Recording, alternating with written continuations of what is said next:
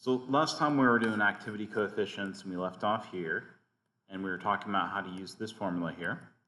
And so if we look through this formula real quick, again, this is for the sodium chloride here. So we're looking at the ionic strength.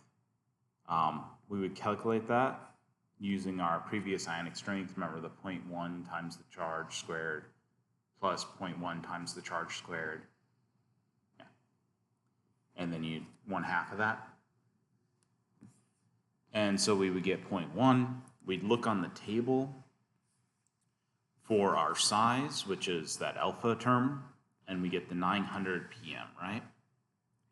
And so we put the 900 in here, we put the 0.1 in here, and then we get the charge there, which is 1 squared, so you don't really have to do anything. We then would solve for gamma. Don't forget, when you solve for gamma, you're going to end up taking things to the power of 10. So 10 to the power of, 10 to the power of, right? Did I just say power of 10? 10 to the power of. You get the idea. Okay. And so if we go ahead and solve this, we do these terms, we get that. We do these terms here, we get that. Note that these values here, you can use them as definite values. Values that have essentially an infinite number of significations. But the other values you can't. So for this stuff, it's 0.1 here, so that only gives you that 1 sig fig. We can do the square root. You can take 2 decimal places. So there you go. Okay. And so then we take 10 to the power of, and we get that value right there. Well, no, we do this, and we get that value. We take 10 to the power of, and we get this value right here. Didn't realize it didn't pop up yet. You know how that is. All right. This is how you interpolate, by the way. Remember where we were talking about you may have to interpolate from the table? So if you're between like 0.01 and 0.1, right? There's no value on the table. And so what you would do then is you would use the two values that are closest to it. So one value on one side and the other value on the other side, right? You treat them like a linear line. And so you would then take, well, x minus the y, the 0.83 in this case, minus the 0.67, and then 20 minus 16, 20 minus 10, and you would get the value out of that. You'd solve for the y. Okay? Again, it's that same slope, just like you would do it for a line, right? Okay. You can also just do it using your calculator or Excel. So you could put the 4 values in from the table, the 2x, 2y values, fit it with a slope, and then solve. Does that make sense? Always use the two values closest. Yes, this is not actually a linear relationship, but it is very close to being linear, especially within the small gap between two values. Okay? Your error will be extremely small compared to all the other errors. So very manageable error. Okay, the activity coefficients. As the ionic strength increases, the activity coefficient is going to decrease. It's going to become more and more different than 1, right? Which means it has a more drastic effect. The activity coefficients gamma will approach unity as the ionic strength mu approaches 0. So if you have no ionic strength, it's going to be ideal behavior, right? As your ionic strength increases, that activity coefficient would approach 0. So if mu increases as it gets larger and larger, this activity coefficients always approach 0. If you remember the graph, some of them approach 0 much faster than others, okay? And that's why for a lot of these, we don't go past 0.1. But if you have the right charge, you can actually go past 0.1 a little bit. If you remember that graph, one of them was actually pretty close to linear, wasn't it? And one of them actually approaches 0 very quickly. And so it actually would go to almost 0 right off the bat, which would cause a lot of problems, right? Because you'd have 0 terms in these things. All right. So as the magnitude of the charge of the ion increases, the departure of the activity coefficients from unity is going to increase. The activity corrections are more important for ions with a charge of, say, plus or minus 3 than for ions with a plus or minus 1, right? Because they're going to depart much faster, much more significantly. The smaller the ion size, the more important activity effects become. Because again, your charge density, this has to do with charge density. All right, so again, here's your activity coefficients. Now, notice that this has very little deviation from 1. You're 0.9 for most of this, right? And it's only where you get 0.1 or higher that this starts significantly decreasing. So the 2 plus has an even greater decrease. You can see that pretty well. The 3 plus is linear. It is non-linear after 0.1, by the way. This will only approach 0. It can't actually hit 0. So you're going to see this start leveling out down here. Okay? 4 plus, you can actually see it level out. And of course, 2 plus also levels out. You know that, right? Like this is an S curve. It goes like this. And then it would come down like that. The 1 plus is also an S curve. The 3 plus, I think it actually is an S curve, but I can never tell. It's so shallow, right? Well, it's so little deviation from linear in that region. And then the 4 plus is just a straight up like logarithmic curve, right? All right. The activity coefficients of non-ionic compounds, so neutral molecules like benzene and acetic acid, these have no ionic atmosphere because they don't have any charge, right? So they can't change the ionic atmosphere. To a good approximation, their activity coefficients are going to be unity when the ionic strength would be less than 0.1. Keep in mind, though, that when you're greater than 0.1, these are going to start changing behaviors, okay? Because they're going to start associating with yourself. You're going to get things like, you know, the benzene has the delocalized pi bonds. Those are going to start interacting with stuff because you have so many benzenes, right? So the activity of a neutral molecule will be assumed to be equal to its concentration. And that's it. So you don't even have to do any activity calculations for a neutral compound, right? You just use the concentration. Congratulations, you're done. But all of that assumes that you're 0.1 or less concentration. So let's find the concentration of calcium 2 plus in equilibrium with 0.05 sodium fluoride saturated with calcium fluoride. The solubility of calcium fluoride is small, so the concentration of F minus is going to be essentially the sodium fluoride, right? Because calcium fluoride is usually considered insoluble. Okay? So again, your fluoride concentration can be assumed to be the 0.05 from the sodium fluoride. We find that when we do this, what we're going to do is we find the calcium concentration from the solubility product expression. We'll include the activity coefficients.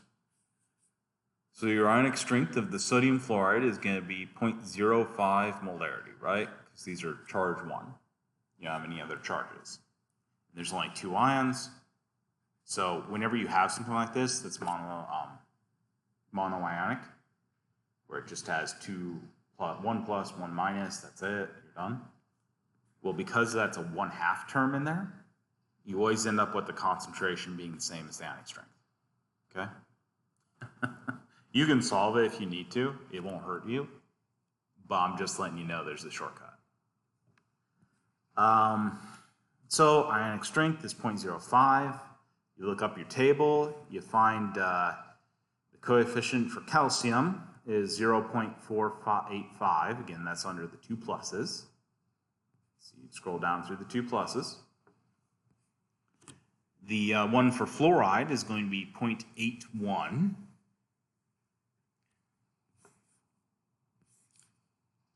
By the way, you can help yourself read the table if you kind of have some sort of idea of what causes these. Remember how we were talking about the more charge that's in that small area, the more it's going to have clusters around it? And you remember that graphic? The stuff that was like sodium had huge spheres around it, so it's going to be closer down, right? Like calcium 2 plus is going to have a pretty big sphere around it, so you'd go far down. Okay, so we would look up our values from table 8.1. We would calculate our gamma using our formula we just showed how to use, right? And so our gamma then ends up at our activity coefficient, ends up at 0.485 and 0.81. We then are going to take those, multiply them by the concentrations. We don't know the concentration of calcium, so we'll leave that as a variable. KSP, we can look up for calcium fluoride, right? And then fluorine, the concentration is going to be assumed to be 0.05, like our question tells us. But that's a good assumption, isn't it? Like everything about this tells us that's a good assumption. Okay, so then don't forget, because you'll have a, whenever this breaks apart, you would end up with 2 fluorines. Its coefficient is 2, right? And so this coefficient 2 would be both on the concentration of the fluorine, or fluoride, which is 0.05 to the second power, and the activity coefficient. Or another way of saying that is, this is the activity that's to the second power, right? So you could multiply these, then square them, or you can square them and then multiply, right? This has been stated like so, because then you can have the 2 concentrations out like this, right? See how they've written that? Okay. You have any issues? No? Okay. And then you just do the math. Solve for calcium, right? And that is it. It really isn't just like an extra couple steps, right? It's nothing particularly conceptually difficult. You just need to make sure you keep activity coefficient and activity separate in your head, okay? Activity coefficient is the coefficient you'll get, the gamma. Activity is the replacement for concentration. It's the activity of the ion in the solution, okay? All right, let's revisit pH again. So when we measure pH with a pH meter, we're attempting to measure the negative logarithm of the hydrogen ion activity, not its concentration, right? Because we can't measure concentration, we measure always what happens in the solution, right? The activity of stuff in solution. So when we're measuring pH, what we really get is the negative log of the activity of the H3O plus in water, right? Whereas we like saying H plus so we don't have to talk so much, because my voice is starting to hurt. Okay. And of course, activity is the concentration times the activity coefficient, right? There you go. Do you have any questions about any of this? Okay, so you see that as you add more ions to a solution, even if they're neutral, this actually will change pH slightly, right? Not enough that you could have detected it with like a pH strip, or back in the day with a really simple titration, but enough that a meter that's sensitive enough can detect it, okay? It's not huge differences, but it is differences. All right, so let's look at a systematic treatment of equilibrium. This is a way to deal with all types of chemical equilibria, regardless of their complexity. After setting up general equations, we often introduce specific conditions or judicious approximations that allow simplification. We write as many independent algebraic equations as there are unknown species in the problem. By the way, however many unknowns you have, you need at least that many data points to solve. Okay? That's actually a rule for everything all the time, whether that's spectroscopy or whether this is writing equations to solve a problem. So you always need to, however many unknowns you have, you need to write at least that many equations that are true. Okay? The equations are generated by writing all the chemical equilibrium conditions plus 2 more. You always write the balance of charge and of the balance of mass. Remember balance of charge, balance of mass? So what always has to be true about reactions? The charge has to balance, right? Because the electrons have to balance on both sides. And the mass has to balance, right? Which is the same number of carbons, same number of nitrogens, same number of hydrogens, right? That's always true. Every reaction, every equilibrium, doesn't matter. Always true. I did tell you that they took magnetic fields and made matter, right? I know, right? Okay. There is only one charge balance in a given system, but there could be several mass balances for any given system. Right? So you always only set up one charge balance equation, but the mass balance equations, there may be several of. And so that can actually be helpful. Like that's not negative. That means you have more equations that are easy to make, and you don't have to, really stretch yourself to make more equations so you can solve the damn thing. Okay, it's actually a good thing. Charge balance. The charge balance is going to be an algebraic statement of electron neutrality. The charges have to be balanced because protons and electrons have to be balanced, right? So it's always going to be the sum of the positive charges in your solution will always equal the sum of the negative charges in solution. There you go. That's your charge balance. Okay? Essentially, you're just reorganizing your reactions so that you're putting all positive terms on one side, all negative terms on the other, which would give you the same number on both sides, right? So you'll multiply the concentrations by their charges. Let's give an example. Our calcium fluoride that we talked about before, right? Okay, so how many calciums would be on the positive side? 1, right? Times the concentration, right? Because it's just the concentration. There you go. On the fluoride side, what would we have to have? Can we just put the concentration? No, we would have to have twice that amount, right? Because, I'm sorry, on the calcium side, we would have to have twice that amount to balance twice the concentration, right? Okay. So then your concentrations times their charges would be balanced, would be the same numbers. Okay.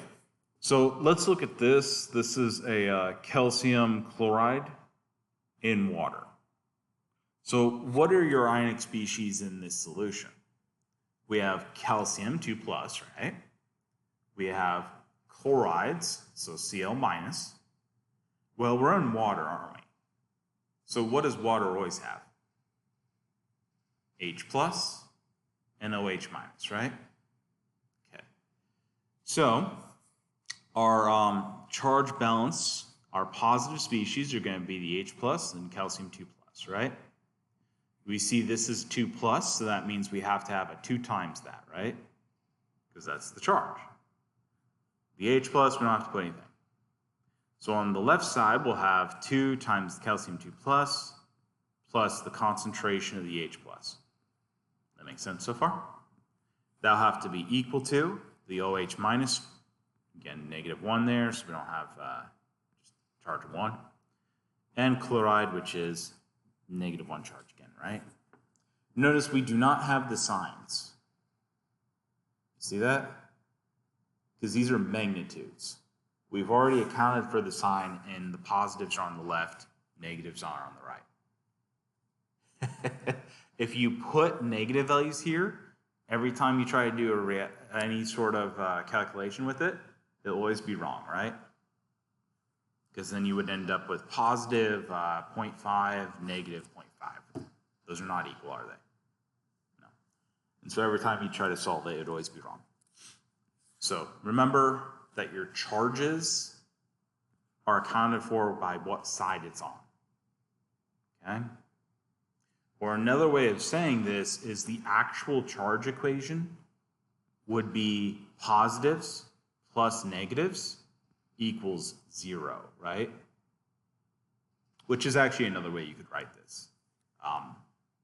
This is just a shortcut because you're always going to end up solving for one of these terms. So this makes it a little easier. Yeah. I don't know. I actually find this is funny. I always write the charge balances of the two added together equals 0 because it's actually easier to solve for one term that way. So like I do that a lot. I guess I'm just weird. But yeah. Anyways, if you know this well enough, just remember that you need to understand where your charges need to be. Okay? So write them equal to each other, and you don't have to put the charge terms in there. Or another way of saying that is you already subtracted them off the other side, didn't you? Did I just confuse you terribly, or does that make sense? Okay. Like, it's math, right? You can do it hundreds of different ways. You just have to understand math. So let's write the charge balance for a solution containing these molecules and atoms and ions, these species.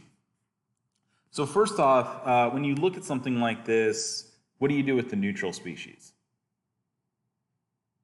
when you're writing a charge balance? What is the charge for a neutral species?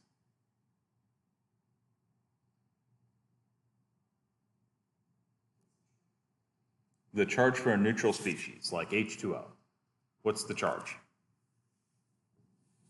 It's 0. 0. You know, the plus would be positive 1, right? This would be negative 1. So what's in between those? 0. So any neutral species, automatically the charge is 0. So that means if you tried to put it in the charge equation, it would be 0 times the concentration, right? Plus 0 is nothing. No change, right? So a neutral species never shows up in the charge equation because they're all times 0. So you can ignore them. Just, ignore them. There you go. Good. All right. The H plus, that's going to be on the positive side, right? And it's times what? 1. OH is what side? Negative side, and that's going to be times 1. Yeah. What side? Negative times what? 1. Yeah, just negative 1, right? It's literally the charge times the concentration. And then you choose the side based on the charge. That's it. It's not a trick.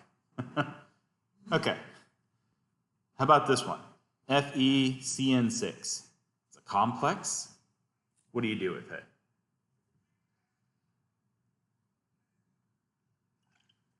Do you try to split it apart? No.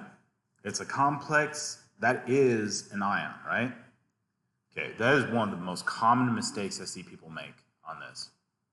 Because they're used to dissociation. Yeah, it's not dissociating. This is a complex. That's in solution like that, right?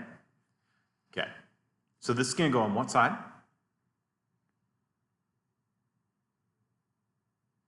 Negative side, right? It's negative. What's the coefficient in front of it? 3. Yeah, times 3, right? It's just that simple. It really isn't. Negative side times 1. Positive side times 3. How about that one? This one's neutral, isn't it? You just skip it. That one gets skipped. That one gets skipped. Positive. Times 1. That making sense? Yeah, it's not hard, right? Just go through and write them. And there we go. That's our charge balance. Literally, the balances of charges always has to be true. Everything all the time, always true. Okay? Okay, so the mass balance. The mass balance is the one that you're actually more familiar with, but is actually harder to do. Like, the charge balance is so stupidly easy that you don't even need to know chemistry, do you? You can just write that with the rules given. Everybody could do it all the time. It's super easy. You don't need to know what the hell you're doing. You literally just need to know the species that are going to be there, right? That's it. The mass balance, this is also called the material balance. This is a statement of conservation of matter. So the mass balance is going to state the quantity of all species in a solution containing a particular atom or groups of atoms. And this must equal the amount of that atom or the group delivered to the solution. What does this mean? Well, this is far easier than you think it is right now, okay? Literally, everything that has carbon in it gets written. Because whatever you started with for carbon, you have to end with carbon, right? Doesn't matter what reaction it's in. Whatever the hell has carbon, that's in a mass balance equation, right? Whatever has hydrogens is in a mass balance equation. You can reuse them. You know, H2O is going to get used for the hydrogens and the oxygens, right? Okay. So right here we see an example. So let's relate the total mass of species, blah, blah, blah, write the mass balance for 0.1 molarity in a 2S solution. So the sodium has to equal the 2 times the total amount of S2 minus, right? That's what this tells us right here, isn't it?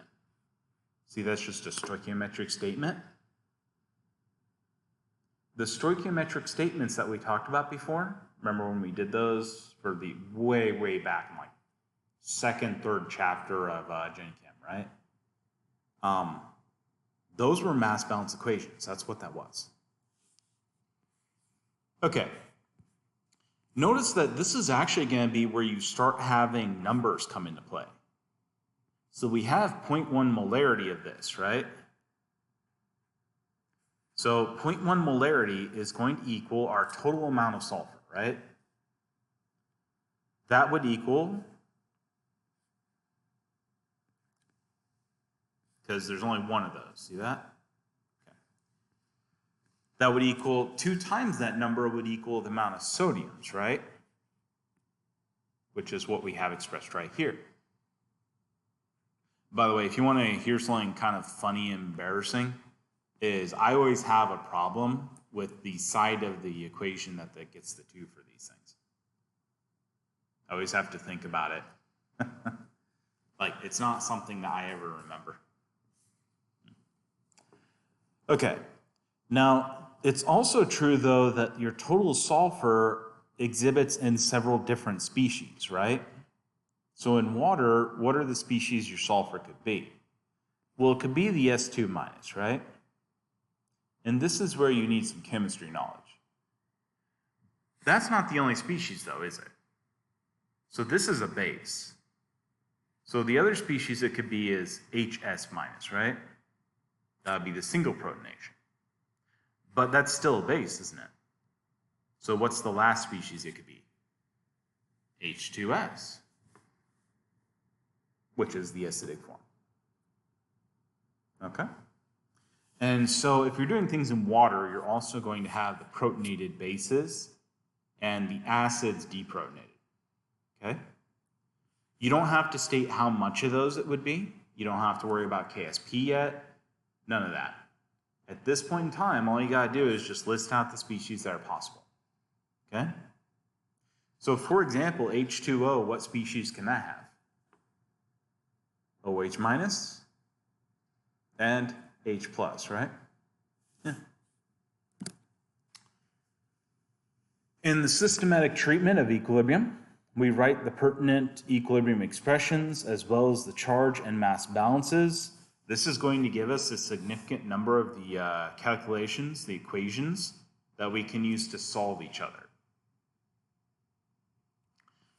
Be sure that you have as many equations as you have unknowns before you try to start, okay? And then you're going to solve for the concentrations by using algebra with approximations. I would highly recommend, instead of using algebra with approximations, which it would take a pretty significant chunk of time, use the spreadsheets with the solver routine. By the way, if you have a newer spreadsheet, Excel keeps changing its format like every fucking year for 10 years now. So your book's going to be a little off on how to get to that. Use Google, put in the year your Excel is, which you can tell from the the little app. When you open it, it says like Excel 2016, Excel 2018, 2020, etc., right? Or 360. They also have 360. Fucking Excel. Don't ask me why. A lot of these would require you to like download the solver function. They took it out as a default and then put it back in later. It's stupid, but whatever. Like Google how to use the solver function. It'll bring you to instructions that Excel has made, and they're always very good, and they have like videos and stuff to show you. And then you'll learn that, and after that, it will be easy, and you'll never have to do it again. Like it's not actually hard. It's just that your book's way of doing it, they had to put one way because they don't have room for 20 different ways. Yeah, getting to the solver and getting it functioning the first time is not going to be as easy as what your book says. I promise you, unless you get the exact version of Excel that they used, which you probably are not going to have. So for solver, what happens is the computer, or we, because we're in control of the computer, supposedly, is going to estimate the number of unknowns, is going to estimate those values for those number of unknowns, minus the number of the equilibria. You will have initial PC values that you put in, and then the solver is going to find the PC values and the ionic strength by essentially just estimating then calculating until the two things that you've set to be equal are equal.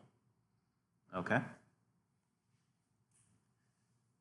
And so it will minimize that square of sums of the charge and mass balances until those are equal. The ionic strength value is going to be a byproduct of that optimization. Okay, so find the concentrations of species in an aqueous solution containing 0.01 moles of NH3 in 1 liter. We're going to ignore activities for this one. By the way, this entire thing, before you do any homework, you do anything else, just open your book to the page where they have the example problem for this. It has an example spreadsheet, example problem. Do that example. Google how to get solver to work in your version of Excel. Get it working. Do that exact example. And then every other time that you do this is going to be trivial. Okay? And it's not hard to get the example working. Just plug in exactly what they tell you. Okay? It's really not hard. It's just something that's so many steps that I would need like days to put it to words, right? You know how a picture is 1,000 words? Yeah, that's like 10 pictures, right? So yeah, a lot of words. Okay, so NH3 plus H2O. is an equilibrium giving you NH4 plus and OH minus, right? You're familiar with that base equilibrium.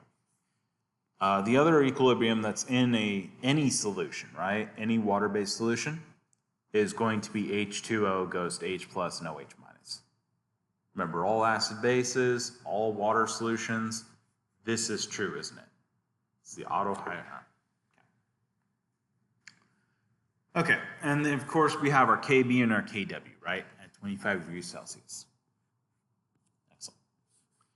So what we're going to be trying to find here is the NH3, NH4 plus, H plus, and OH minus, right? So we have our pertinent reactions now. This is the most challenging part of these problems, is setting up your pertinent reactions. I always start with this, and then I go through and I look at my species in here, okay? So I'm in water, aqueous, start with the water one. Has to be true, right? And then I go through my species and I go, what is that? NH3 is a base, isn't it? So I need a base reaction, okay? Does that make sense? All right. So next step is the charge balance, because that one's always the easiest one. Once you have the equilibrium established, charge balance is trivial, right? All you have to do is just take all your positive species, NH4 plus, H plus, put them on the left. The coefficients are the coefficients here. The charge is the coefficient, right? Okay. So 1, 1. And then on the right side, it gives your negative, right? You'll note there's only one negative species in both of these equations. So we don't have to rewrite that. We just, put that in. Congratulations. By the way, these are total concentrations. The concentration of it in the solution, right? Okay. Like these would just add up to give you that, right? Or another way of saying it, they're the same damn species, right? Yeah. This is another mistake that I see people make all the time, is they put like 2 OH minus terms in here, and then and they get confused, right? And then they end up with 2 OH minus, right? Which is not right. That's wrong. So, if you have an OH minus, that's it. You're done. You've put that species times its charge. That's it. Okay? Do it once. You're done. All right. So the mass balance is going to be the next. Again, this is not something that should be complex. Don't get so in your head about it. Just go what has to be true. Okay? So what has to be true? Well, the only place you get nitrogen is this right here, right? That's it. So the only place that gets nitrogen is 0.01 molarity, right? So all your nitrogen species have to equal to 0.01 molarity. That's it. Only place to get it. So the NH3 concentration has to be plus the NH4 plus concentration. These have to total to 0.01, right? And the fluoride concentration has to total to 0.01. By the way, that fluoride.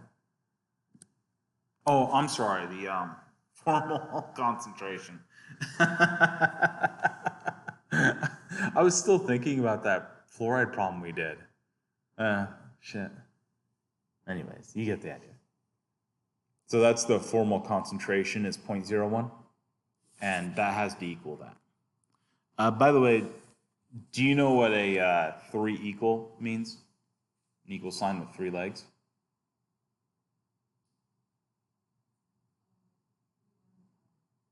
Yeah, it's like proof has to be. Okay. Again, that's your formal concentration, which is this 0.01 right here. That's the only one I would do for the mass balance, because any other mass balance you try to do here isn't really going to help you. Like for example, you could set up one that's the hydrogens, one that's the oxygens, but you don't have any values for those. Like we didn't get, like if we had a pH here, the hydrogen one would be useful, right? Because we could take 10 to the negative pH, and that would give us H plus concentration on it. So then we could solve for that. But we don't. And so the hydrogen one, the oxygen one, those are not useful. And I wouldn't do the mass balance for them. They're just not going to be useful. You could do them and then discard them if you want. When I didn't study enough, so I would sometimes not study and then walk in and take exams. And I'll be honest, I used to like spend the first 10, 15 minutes taking the constants that the professor gave us and just like solving for the equations from those when I did that. And then I would start the exam and finish like 20 minutes later. Yeah. So, yeah. But, like if you're not sure what to do here, if you're getting confused, you can go ahead and put all the mass balances. And the mass balances that don't have any sort of constant that you can relate them to, you can then just discard. Okay? It doesn't hurt you, it just takes up your time. The equilibrium expressions are always good ones to go. So if you have equilibrium values in a table, then I would always set up your equilibriums. There's one equilibrium that's really easy, makes your life easy, which is KW, right? All water solutions, all the time, KW equals hydroxide times H plus, right? Hydronium. And then you have your base reaction. So for this, you had a base reaction right there. You have the KB from the table, or maybe the K that you convert. And so you set up that equilibrium expression as well. Okay. Note that this one had ignore activities, and so we'll assume these are unity, right? Okay. Okay, so we have these expressions. How many species do we have? 1, 2, 3, 4, right? How many expressions do we have? 1, 2, 3, 4. We're good to go, aren't we? Okay. And so then we're going to make sure we have 4 of each. We need at least 4 equations for 4 unknowns. So we're good. We'll enter these as, again, look at that problem. It would look at that problem, attempt the problem from your book, and then ask me questions if you have any, okay? You'll enter these and then use the solver to solve it. Or you would come up with numbers you think it could be, and then you would solve until you get the terms that are equal, okay?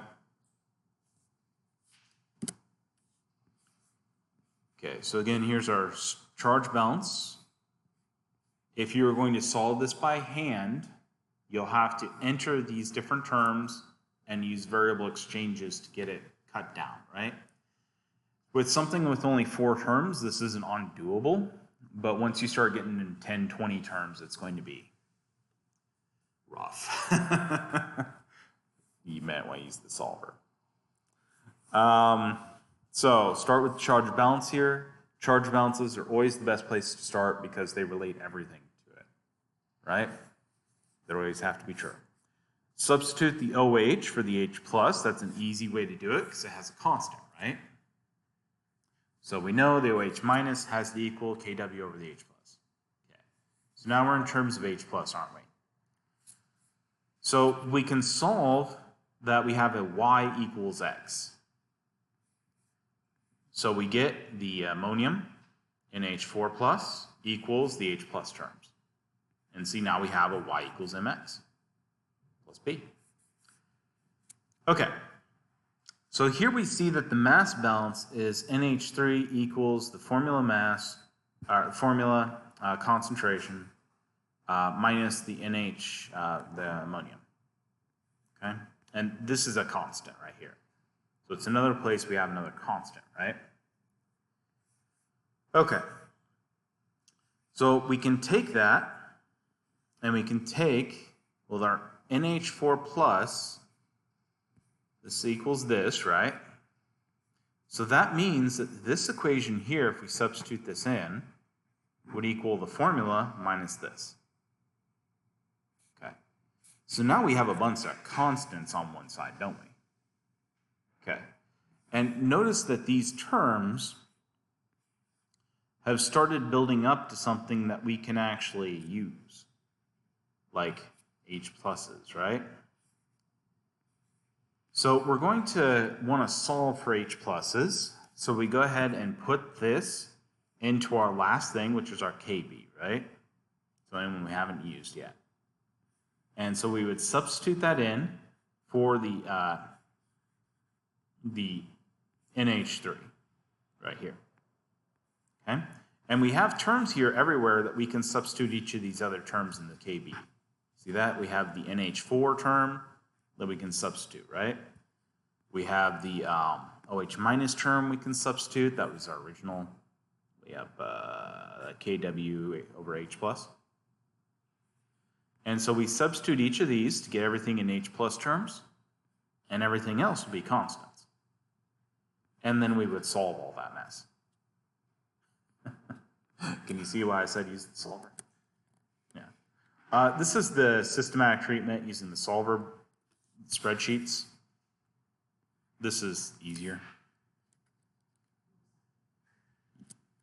I mean, this is, yeah, you set up the calculation so each of them is an Excel spreadsheet, and then you can just use that Excel cell every time you want to call up that calculation, right?